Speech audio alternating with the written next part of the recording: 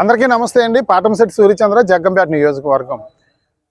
జగ్గంపేట నియోజకవర్గం గోకవరం మండలం గుమ్మలదొడ్డి గ్రామంలో గత 2 సంవత్సరాల క్రితం ప్రజలు వద్దు మొర్రు అని చెప్పేసి ఎన్ని రకాలుగా నిరసనలు తెలియజేసిన ప్రజల్ని ఒప్పించి ప్రజల్ని మెప్పించి ఇక్కడ ఈ కంపెనీ పెట్టడం వల్ల మీకు ఉద్యోగాలు వస్తాయని చెప్పేసి ప్రజల్ని ఒప్పించి అక్కడ ఇథనాల్ పరిశ్రమ నిర్వహించడం జరిగింది 2 సంవత్సరాల క్రితం.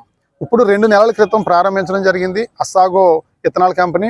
ఈ 2 నెలల నుంచి కూడా ఈ ప్రాంత ప్రజలకి ఉద్యోగాలు మాట దేవుడెరుగు, ఎవరికి ఉద్యోగాలు ఇవ్వలేదు.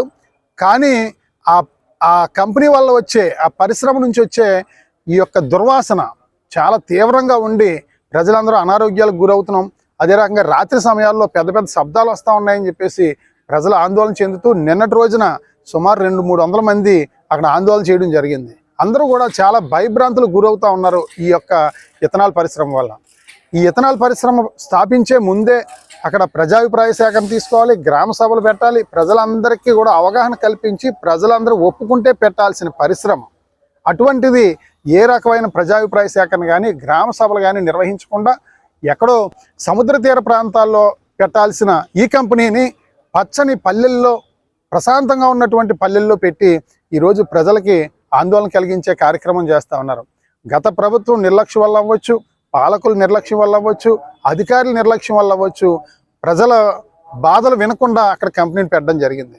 మరి ఆ రోజు గౌరవ శాసనసభ్యులు, ప్రస్తుత శాసనసభ్యులు ఆ రోజు మాట్లాడడం జరిగింది. ప్రజలకు కూడా గెలిచిన వెంటనే ఇక్కడ ఈ కంపెనీ సమస్య ఉండదు, ఎట్టి పరిస్థితుల్లోనే సమస్య వస్తే కంపెనీని మూయించి వేస్తానని చెప్పేసి గౌరవ శాసనసభ్యులు కూడా మాట ఇవ్వడం జరిగింది ప్రజలకి.